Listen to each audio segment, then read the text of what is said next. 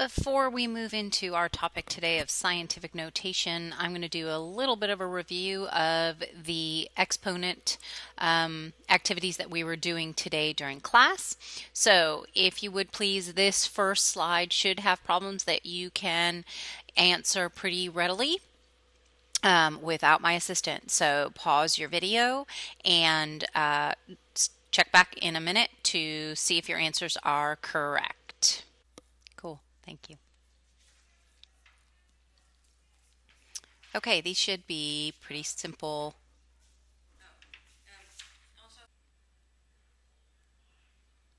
Okay, these were the problems that we did in class. I'm going to go ahead and show you the answers. So pause your video and try to finish particularly the last three, but the second one as well, since we didn't complete that in all the classes. So check your answers and make sure that you got the same answers that I did. But remember that the easiest way to do this is if you have a negative exponent in the numerator, it flips to the denominator. The exponent becomes positive.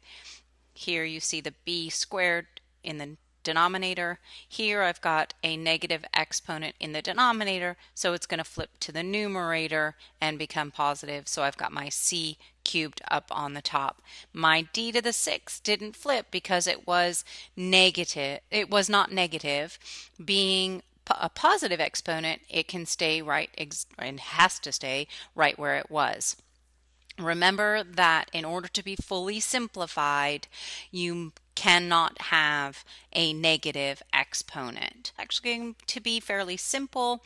Mostly what we're going to review, and this should be a review, is converting between standard notation and scientific notation. I think the powers of 10 are going to make a lot of sense based on what we did today. So what we started looking at today, remember, every time you're dividing by 10, so the exponent decreased by 1, your decimal place moves to the left one time. So instead of being at 1,000, it's at 100. Our decimal place moved over one time.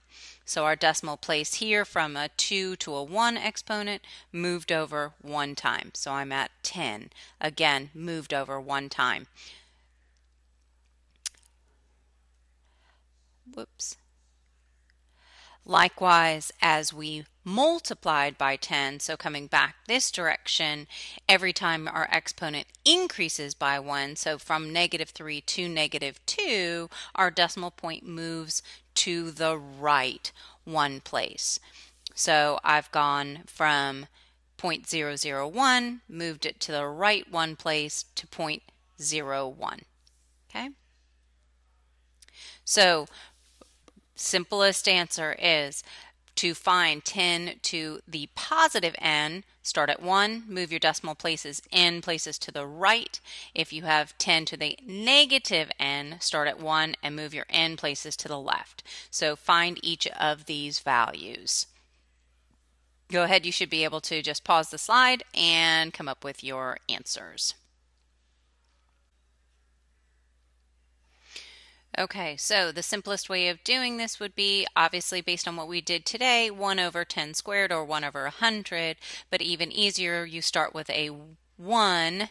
Remember, start with your 1 and move your decimal place, which would be behind the 1, 2 places to the left. 1, 2. So now your decimal is here, or 0.01. 10 to the 5th is just 1 with 5 more zeros. 10 to the -6th, I'm going to move my decimal to the left, so I should have 5 leading zeros and a 1. 10 to the 9th, 9 trailing zeros. 10 to the 0, remember any number raised to the 0 power is 1. Write each of these numbers as a power of 10. These should make a lot of sense to you. We're just going backwards from the way we were. Here I have to move my decimal place over 3, 6, 7, 8 times to have it be a 1. So this is going to be 10 to the 8th. Here I've got 10 to the 1, 2, 3, fourth, negative fourth, sorry. Hopefully you can see that negative sign. And now I've got 10 to the third, 10 to the negative 1, and of course 10 to the 0. I need you to find the product of a number and a power of 10. All you're doing is moving your decimal place. This tells me that I'm multiplying by the number 100,000, so I'm going to move my decimal place over 5 times. So I start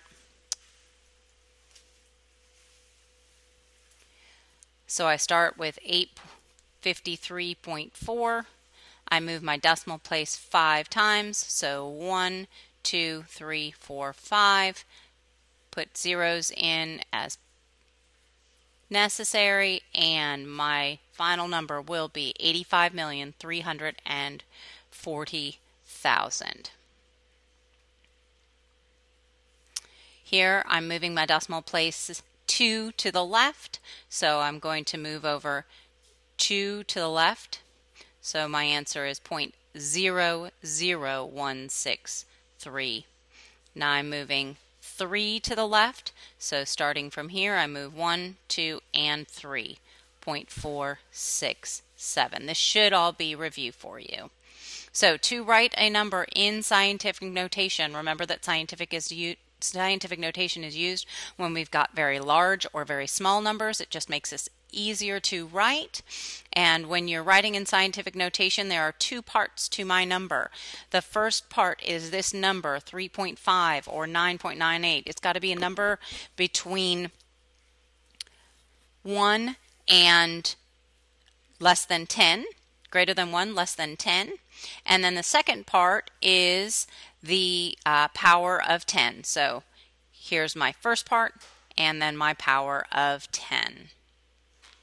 So let's get a little bit of practice. We're going to write these in scientific notation. Remember, I need a number that's greater than 1, less than 10. So my decimal is going to have to be here in order to make this a number that's between 1 and 10. So I needed to move my decimal place 1, 2, 3, 4, 5 to the left. So this number is 7.784 times 10. That's the second part. And remember, I moved 5 times to the left. That positive exponent tells me this was a very large number. So here I'm moving my decimal place over 3, 4, 5 times. 1.2 times 10 to the 5th as well. Positive exponent, large number. Now I've got a small number. I've got a fractional number. So I'm going to move my decimal place to the right, which means that my exponent needs to have been negative. To get to a number between 1 and 10, I'm going to have to move my decimal place 1, 2, 3 times. So this in scientific notation would be 5.16 times 10 to the negative 3. That negative 3 tells me I moved my decimal place 3 times, and it represented a very small number, therefore my negative exponent. Write these in standard form.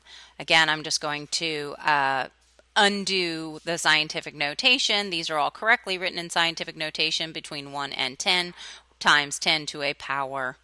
And you can attempt to do these by pausing the slide, but I will show you the answers in 1 second.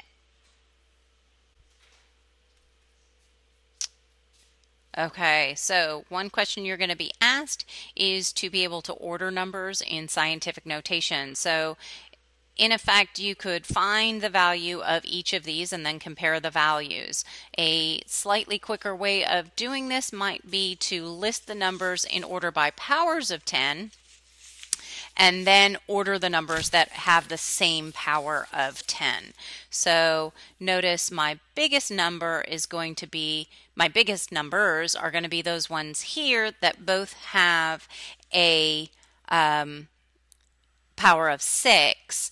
This number, of course, is smaller than this number. So the largest number I've got, and I've got 6 numbers, means that this is going to be my largest number here. My second largest number is here then. So my next highest exponent looks like it's going to be -2 as my next largest exponent. Well, which number is larger? The 1.3 times 10 to the negative 2 or 1 times 10 to the negative 2? Well, this number is 1.3 is going to be a larger number, so this is the fourth largest, and that makes this the third largest, and then I need to decide which one of these is the smallest. Again, they have the same exponent, negative 3, so in fact, this one's going to be larger, which makes this the smallest number. One quick application problem. I've got a cube that has side lengths of 4,000 millimeters. What is the volume of the cube? Remember that finding the volume of the cube is the side length cubed. And I want you to write this number in standard form and then also in scientific notation. Go ahead and pause for a second, see if you can come up with this, and come on back.